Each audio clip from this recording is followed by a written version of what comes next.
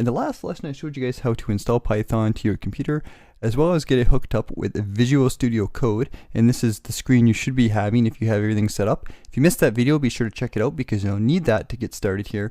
And today we're going to work with running scripts with Python, as well as working with the Python shell. And I'll explain what that is in just a second. But for now, we're going to work on running scripts. So there's a couple different ways you can run a script with Python. Using Visual Studio, the first and obvious way is we can click this run script or run code, and you'll see that your code is now run into the output section here. And you can see our string that we printed, that we're printing, Python is installed. That function is printing it to the output here.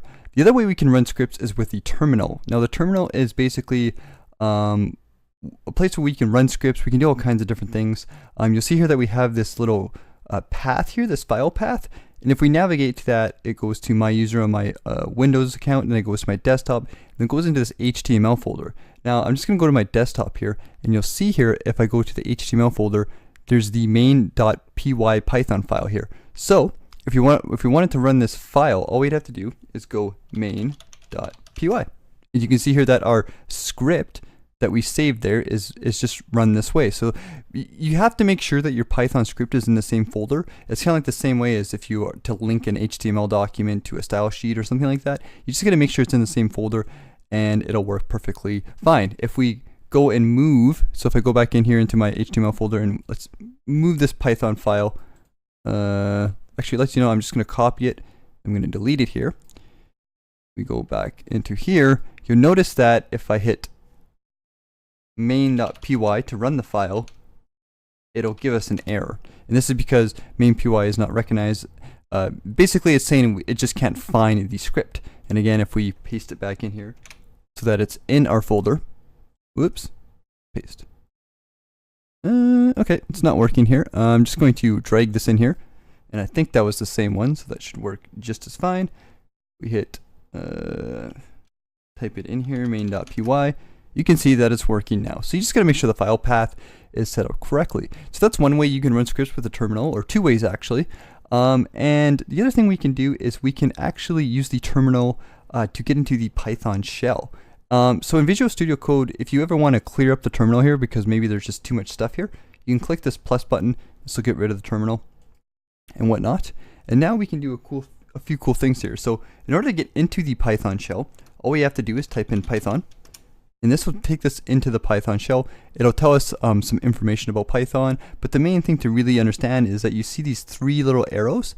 These three arrows are what's going to signify that you're in the Python shell. So inside the Python shell, we can type code, we can do all kinds of things. It's basically a place where you can debug, test a few things, do all that kind of stuff.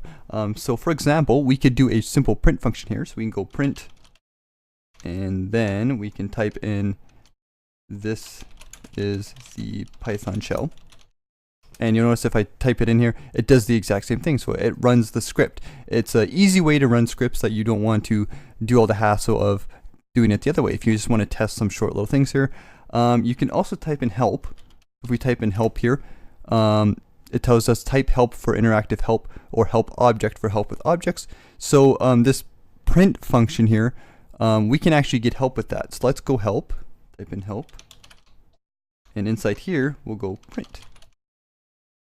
And what this will do is give us more information. I'm actually going to make this a little bit bigger.